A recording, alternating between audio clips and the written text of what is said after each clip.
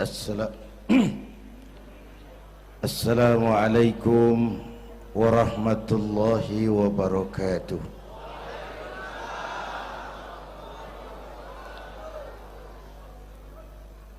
Alhamdulillahilladzi asra bi'abdihi laylan minal masjidil haram ilal masjidil aqsa.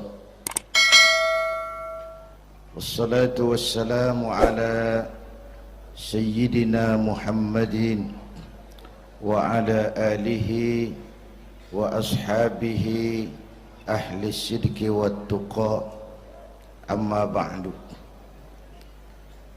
Para ulama, para habaib yang saya muliakan, wabil khusus Fadilatul Mukarram Sahibul Bait Kiai Haji Uji Turtusi, yang terhormat Bapak Wali Kota Tangerang Bapak Haji Wahidin Halim, hadirin hadirat ma'asyiral muslimin yang saya cintai.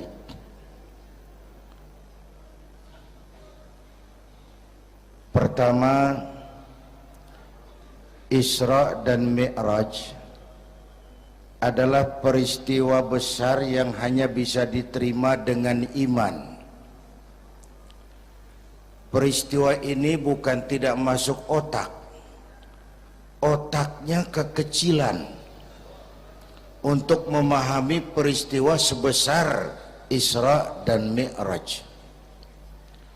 Satu perjalanan yang sangat jauh ditempuh dalam waktu yang amat singkat. Menurut otak tidak mungkin, menurut kebiasaan tidak bisa, menurut pengetahuan impossible, menurut iman apa yang tidak bisa kalau Allah yang mau. Itulah sebabnya peristiwa yang dahsyat ini menurunkan perintah solat sebagai sandaran vertikal bahwa kita memang perlu Allah. Kita memang perlu Allah. Itu sebabnya tempo hari lewat TV saya katakan, hidup yang paling tenang itu hidup model tukang parkir. Baik, tingali itu. Oh, pakai tingali. Tukang parkir di pasar, coba lihat, biar mobil banyak, mereknya bagus-bagus, nggak pernah sombong.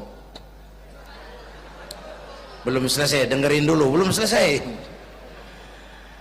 Nanti mobil pergi satu demi satu, habis sama sekali, dia nggak sedih. Mobil banyak nggak sombong, mobil habis nggak sedih. Kunaon? Apa kunaon itu? Lah sok poho deui. Kenapa bisa begitu? Ini nyengir tapi mikir, Pak. Ada muatan ini. Tukang parkir tidak merasa memiliki, tapi merasa dititipi. Siapapun yang merasa memiliki mesti takut kehilangan. Tapi kalau merasa dititipi, jabatan, harta, anak, istri, itu semua sekadar titipan, hiduplah seperti tukang parkir. Pertama, titipan tidak boleh bikin kita jadi sombong. Dititipin kok sombong, nggak pantas dong. Pak Zainuddin titip mobil ya, silakan. Yang punya mobil pergi, saya petatang peteteng. Emangnya mobil kamu? Orang cuma nitip, dititipi kok sombong. Ada orang dititipi jabatan oleh Allah sombong. Ada enggak? Ada enggak? Ada. Namanya Fir'aun. Tuh pejabat-pejabat sombong anak buah Fir'aun semua.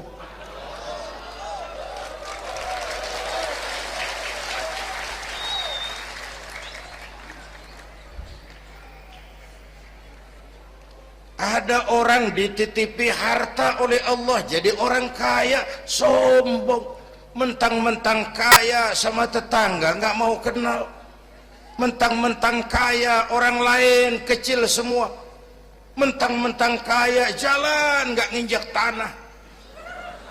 Kuntilanak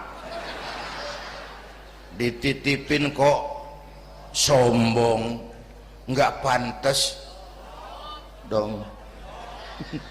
Satu. Yang kedua, titipan harus dijaga baik-baik. Kalau tidak dijaga bisa rusak. Kalau rusak yang nitip marah, yang nitip marah. Pak, saya mau ngaji, titip sepeda motor, silahkan. Selesai pengajian sepeda motor diambil, kaca spionnya pecah, knalpot hilang, bemper penyok. Marah nggak? Saya kan nitip, kenapa nggak dijaga? Apa bedanya? Allah nitip anak 3 orang di rumah kita, nggak dijaga. Yang satu mabuk, yang satu judi, yang satu ngerampok. Yang nitip marah.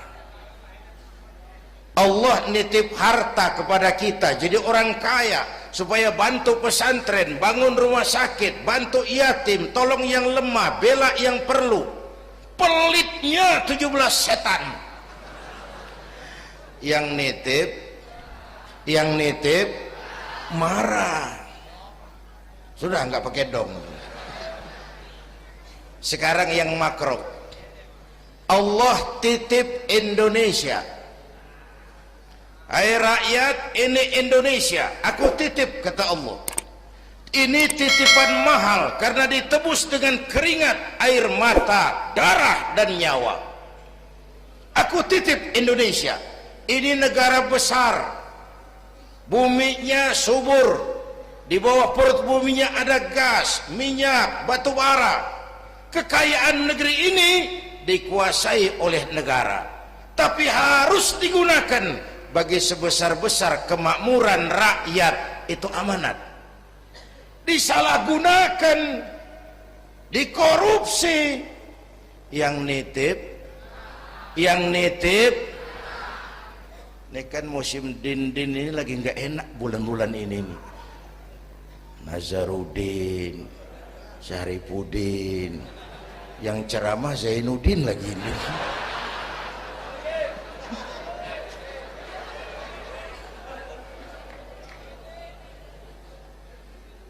Yang nitip marah. Kalau yang nitip marah, dia suruh makhluknya yang lain negur kita. Makhluknya yang lain diperintah negur kita. Siapa? Merapi, Batuk, Bromo muntah, Semeru demam, Anak Krakatau menggigil, angin puting beliung, banjir di mana-mana, gempa, longsor, hujan es. Kebayoran hujan es. Tetangga saya udah nyiapin sirup, mau hujan es.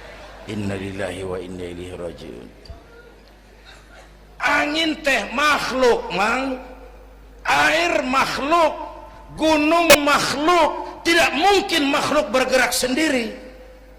Eta teh Merapi teh demo, mang, demo.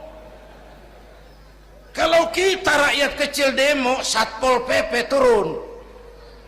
Kalau Merapi demo, siapa yang mau ngademin? Mbah Marijan. Selesai.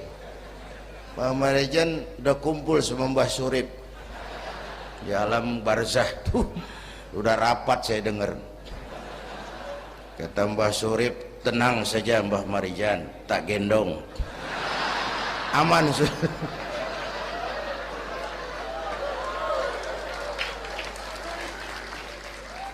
Apa artinya ini?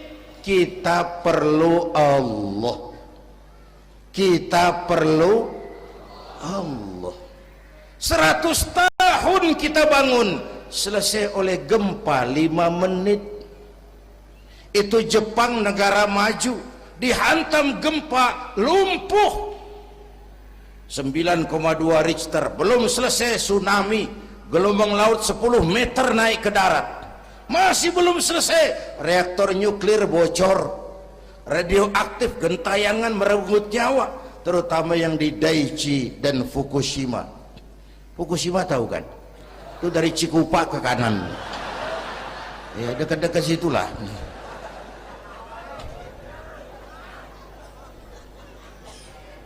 Kita perlu Allah. Paingan, apa paingan? Hah? Pantesan lah. Pantesan orang yang paling bersih hatinya Rasulullah, orang yang paling baik akhlaknya Rasulullah, orang yang sudah dapat jaminan ampun atas segala dosa Rasulullah. Tapi baginda Rasul kalau sholat malam bengkak kakinya karena rajin sujud. Saya perlu Allah. Dosa sudah diampuni, akhlak paling baik, hati bersih, tapi kalau sholat malam kakinya bengkak karena rajin sujud. Allahumma sholli alaihi. Saya tahu di pasar Kemis juga banyak yang kakinya bengkak.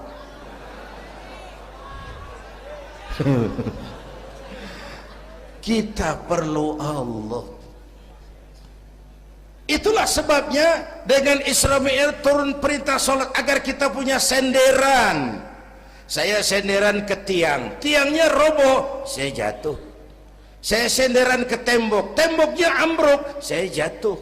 Saya senderan sama orang kaya, dia jatuh miskin, saya selesai. Saya senderan sama jenderal, dia pensiun, saya selesai. Tapi kalau saya senderan kepada Allah, Allah tidak akan pernah miskin, tidak akan pernah berkurang kekuasaannya, tidak akan pernah lumpuh, dan seterusnya.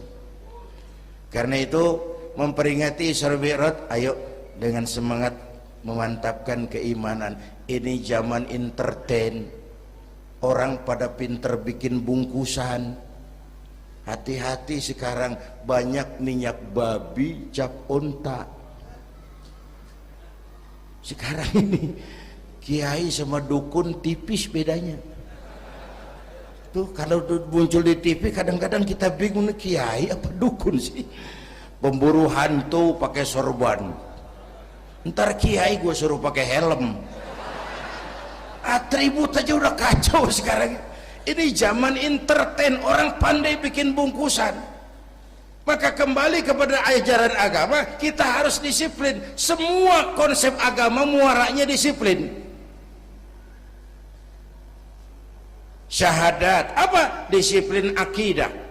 Saya bersaksi tidak Tuhan selain Allah. Kalau begitu, saya tidak akan menyembah kecuali hanya kepada Allah. Saya tidak akan menyekutukannya dengan sesuatu pun.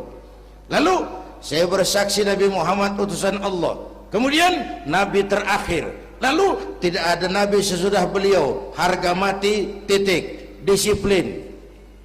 Berapa kali kita sudah dibohongi Nabi pandemi palsu. Mulai dari Ahmad Musodik, ya, pelatih badminton jadi Nabi.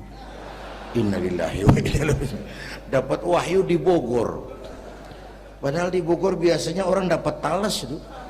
Dapat wahyu. Ditangkap polisi 4 tahun dihukum.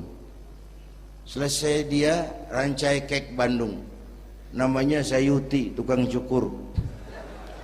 Ngaku dapat wahyu jadi nabi lagi, dan anehnya ada aja yang ikut. Selesai lalu pindah ke Jakarta, Lia Edan, ngaku Jibril, ditangkap di polisi, dihukum 2 tahun, 3 bulan lalu sudah bebas. Ditangkap, paling hebat polisi kita itu. Bukan cuma teroris, Jibril. Di mana di dunia ada polisi nangkap Jibril kalau bukan?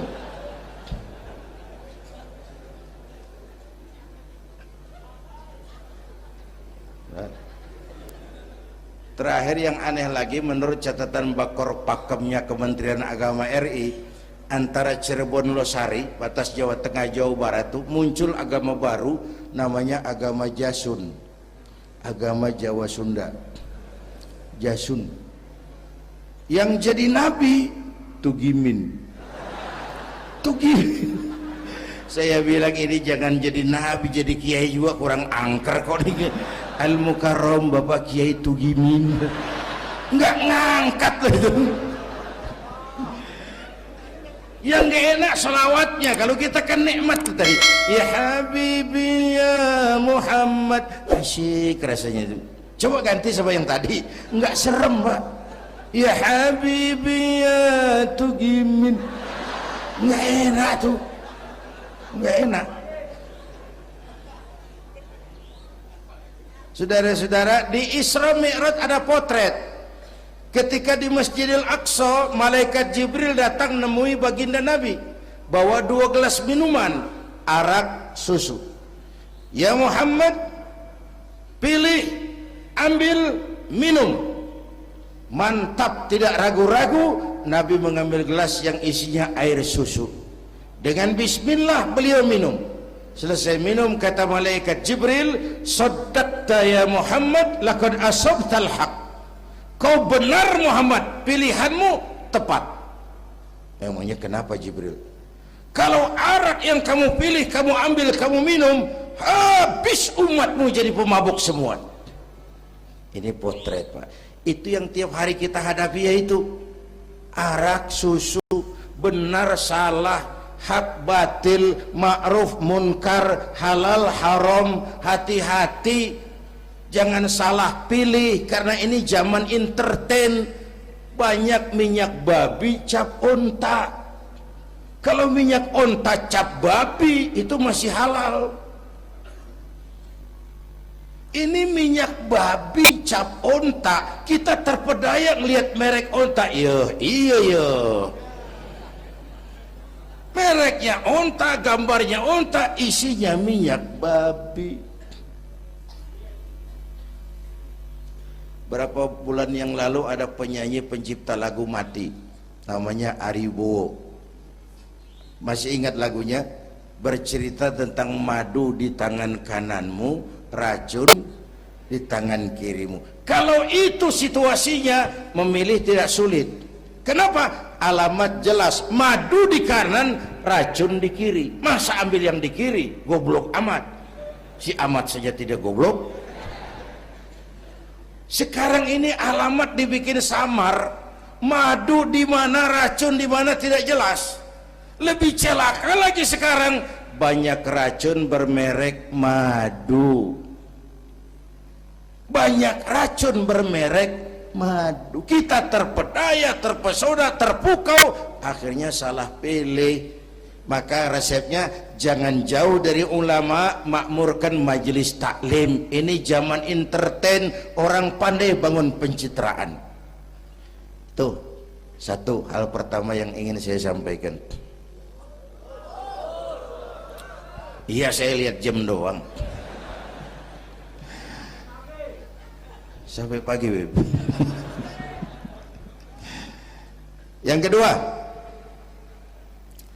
ketika perjalanan dimulai, ada suara dari sebelah kanan, Muhammad berhenti sebentar. Jangankan berhenti, menoleh saja tidak.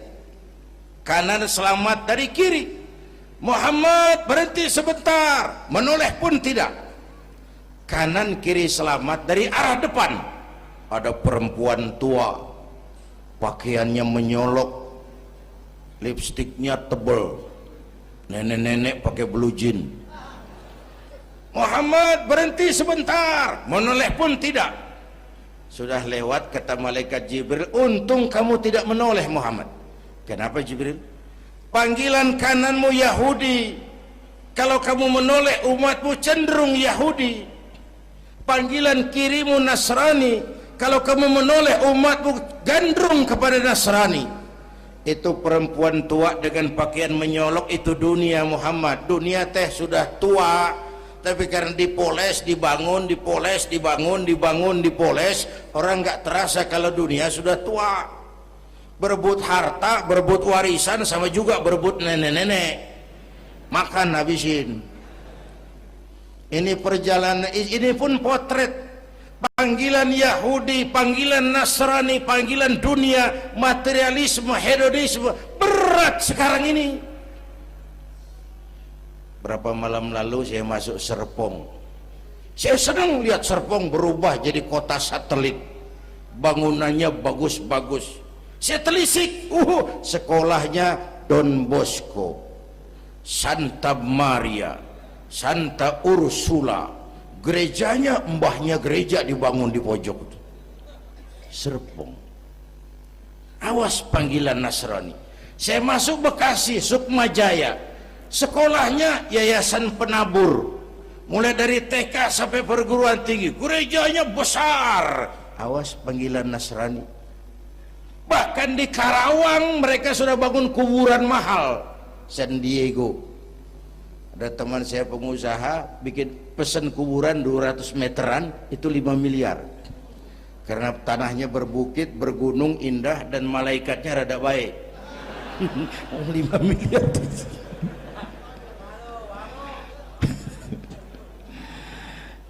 Panggilan Yahudi, siapa mau bantah? Yahudi itu menguasai ekonomi dunia. Di Amerika itu tidak ada orang bisa masuk gedung putih jadi presiden tanpa dukungan Yahudi. Menentukan. Bahkan roda ekonomi dunia sekarang ini diwarnai oleh Yahudi. Israel itu Amerika kecil, Amerika itu Israel besar. Lalu panggilan Nasrani dengan segala gaya dan dana, dan terakhir panggilan materialisme dunia, panggilan hedonisme, panggilan materialisme. Menghadapi panggilan-panggilan ini, ayo kita umat Islam luruskan saf, rapatkan barisan, jangan jauh dari ulama, makmurkan majelis taklim. Itu yang kedua. Yang ketiga, Haram Aqsa ini perjalanan vertikal katanya. Aqsa Aras ini perjalanan vertikal. Haram Aqsa perjalanan horizontal. Aqsa Aras perjalanan vertikal. Hablum minan nas, hablum minallah. Isra Mi'raj mau ingatkan kita, semua kita perantau di dunia ini. Perantau harus pulang. Orang yang selesai merantau di dunia disebut telah pulang ke rahmatullah. Kenapa pulang? Perantau, nggak boleh netep. Bodoh kalau ada perantau, tahu perantau tapi nggak pernah mikirin pulang. Dan saya mau bilang, orang pulang sebenarnya enak. Ayo contoh beberapa soal etimologis. Waktu SD dulu ada pelajaran yang kita nggak suka, gurunya galak. Pas pelajaran dia pengumuman, Bapak guru tidak masuk sekolah, anak-anak boleh pulang. Seneng nggak? Seneng nggak? Kenapa seneng? Karena boleh pulang. Orang pulang seneng. Contoh lagi, Lebaran masyarakat pulang mudik, senang nggak? Kenapa senang? Pulang. Orang pulang senang. Sekarang selesai hidup di dunia, kita pulang kepada Allah, senang nggak? Ragu-ragu, mau bilang senang takut besok, itu kira-kira itu. Mestinya senang pulang. Apa yang bikin pulang yang satu itu kok berat? Kelihatannya dua. Pertama, kita ini sering mencintai sesuatu berlebihan, berakar di hati. Datang saat pulang tidak siap menghadapi perpisahan. Ada yang bergantung di sini, pulang jadi berat. Kalau cinta Allah sepenuhnya, cinta alam seperlunya, pulang enak.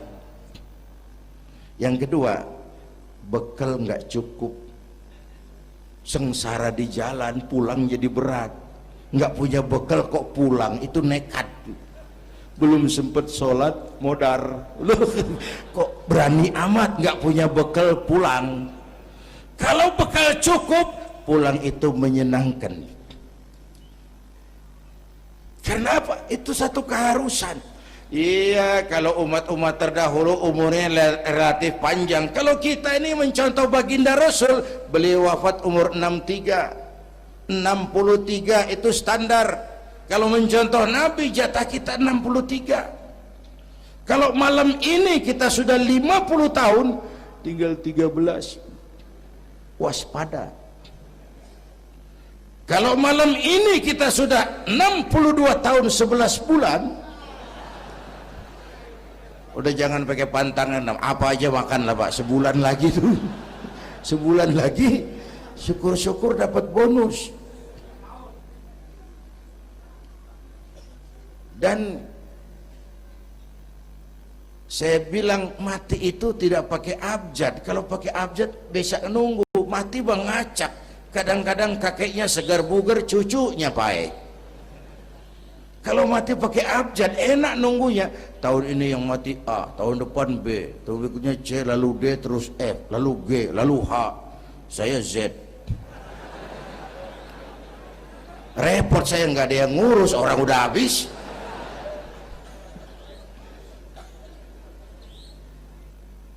Bapak Ibu hadirin, malah aneh. Jam 6 pagi sopirnya mati. Jam 10 siang, 4 jam kemudian Mbah Suripnya yang mati. Sebelum mati dia pesan sama teman saya W.S. Rendra, Mas, saya kalau mati tolong dikubur di bengkel teater Depok. Monggo, dikubur sama Rendra.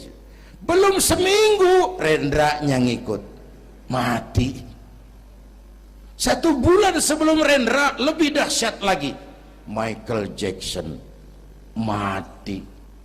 The King of Pop, raja pop dunia mati. Apalagi penyanyi keroncong, lebih mati lagi. Ada hidup sesudah mati, ada akhirat sesudah dunia. Semua kita perantau, dan perantau harus pulang. Bapak Ibu hadirin yang saya hormati, oleh karena itu, dengan semangat itu, ayo kita tingkatkan ibadah kepada Allah Subhanahu. Penutup, Isra Mi'raj itu filter. Setelah terjadi peristiwa itu kelihatan, yang beriman makin mantap, ini golongan Abu Bakar Siddiq. Yang kafir makin kurang ajar, ini golongan Abu Jahal, Abu Lahab, Abu Sufyan, dan abu-abu lain kumpul di situ. Yang ragu-ragu kafir lagi. Ini kristalisasi. Maka dengan memperingati Isra Mi'raj ditambah dengan semangat sholat berjamaah, ayo kita jaga kesatuan, persatuan, kerukunan, dan kekompakan. Bapak Ibu hadirin yang saya hormati, saya bersyukur walaupun belum pernah hadir, tapi saya tahu tiap minggu pagi pengajian Kiai Uci ini dibanjiri oleh jamaah. Alhamdulillah.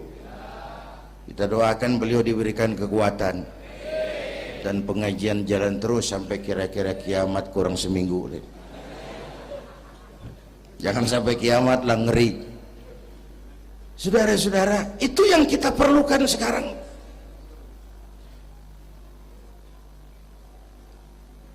Menjaga semangat kebersamaan seperti diajarkan di masjid ini. Coba tinggali akhlak masjid.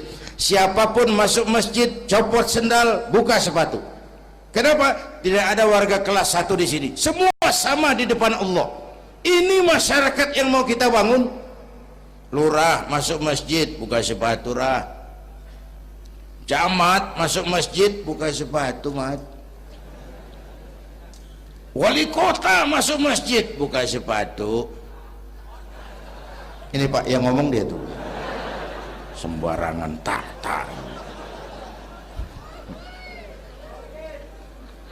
Gubernur masuk masjid, buka sepatu, Nur.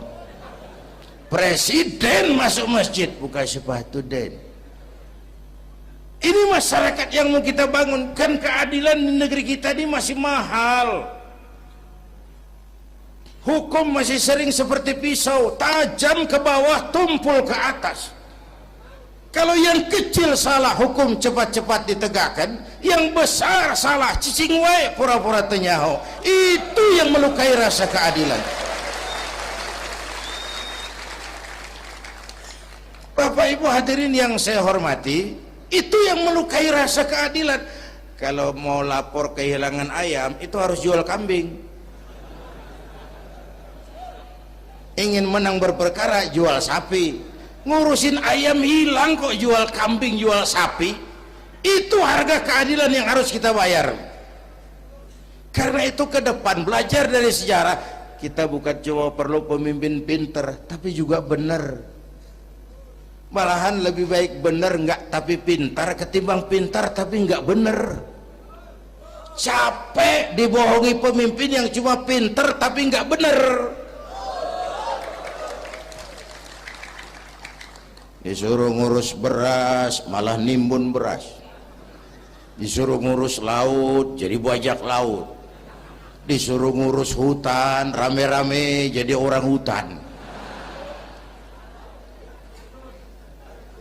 Gitu. Kita rindu munculnya sosok-sosok macam Umar bin Abdul Aziz. Punten nih, itu Umar bin Abdul Aziz waktu terpilih jadi khalifah, yang pertama diucapkan innalillahi wa inna ilaihi raji'un.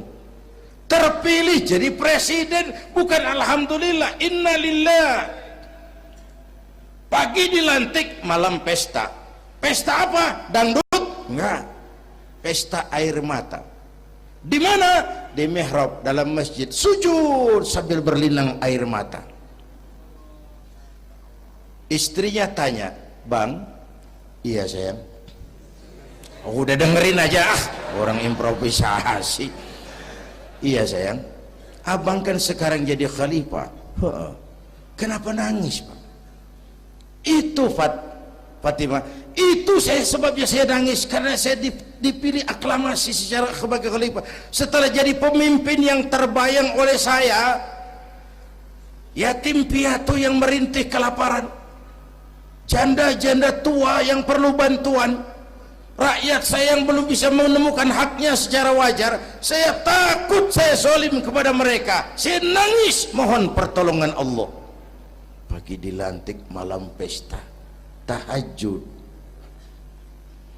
Esok harinya karena pemimpin baru, banyaklah pejabat-pejabat gubernur cari muka. Namanya presiden baru, ada yang kirim emas, pakaian mahal, berlian, mutiara, dikumpulkan sama istrinya. Umar tanya, "Fatimah?" "Iya bang." "Banyak hadiah yang kau terima?" "Banyak bang, intan, berlian, mutiara, emas." "Kau senang?" "Saya senang bang." "Oke, kalau kau senang itu hadiah intan, berlian, mutiara, kumpulkan sebanyak-banyaknya dan besok kita cerai. Tapi kalau kau sayang saya, itu hadiah intan, berlian, mutiara, jual, uangnya masukkan baitul mal untuk ngurus rakyat kita." Apa jawab istrinya? Istrinya pun istri beriman, gak mentang-mentang istri pejabat lalu ikut-ikutan borong proyek suaminya. Kata Fatimah, "Abang?" "Iya sayang." "Apalah artinya intan berlian tanpa engkau di sisiku bang?"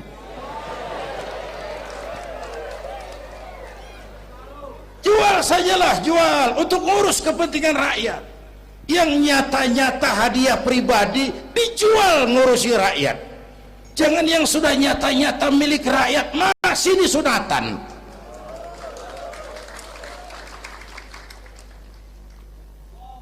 Yang antik lagi, satu malam beliau kerja di kamar, pakai lampu templok, nulis. Datang seorang tamu, "Assalamualaikum ya Amirul Mukminin." "Waalaikumsalam." "Silakan duduk." "Ada apa?" "Enggak, cuman mau ngobrol." Ngobrol urusan pribadi khalifah, kita kan teman lama." "Oke baik." Beliau berdiri, lampunya dipadamkan, ditiup, mati, gelap kamar. "Ayo kita ngobrol." Tamunya heran, Ya khalifah, iya. Kita kan mau ngobrol, iya. Kenapa lampu dimatiin? Begini, Mas. Tamunya dari Jawa waktu itu, dengerin aja kenapa sih? Gini lah Mas. Tadi waktu sampean datang tuh, kan sampean lihat saya lagi kerja. Iya. Saya kerja tadi ngurusi rakyat. Tentu. Saya kan pakai lampu. Memang. Lampunya kan pakai minyak. Pasti. Minyaknya kan beli. Iyalah. Belinya pakai uang. Tentu. Uangnya uang rakyat. Kita mau ngobrol urusan pribadi, nggak usah pakai minyak rakyat Mas. Ayo ngobrol sampai subuh ini. Kalau yang kecil saja orang sudah berhati-hati, apalagi menghadapi urusan yang jauh lebih besar ke depannya. Bapak Ibu hadirin yang saya hormati, oleh karena itu kita memerlukan semangat kebersamaan, walaupun tidak harus selalu bersama-sama. Ini adalah potret terakhir. Baginda Nabi di awal-awal perjuangan didampingi 5 figur utama.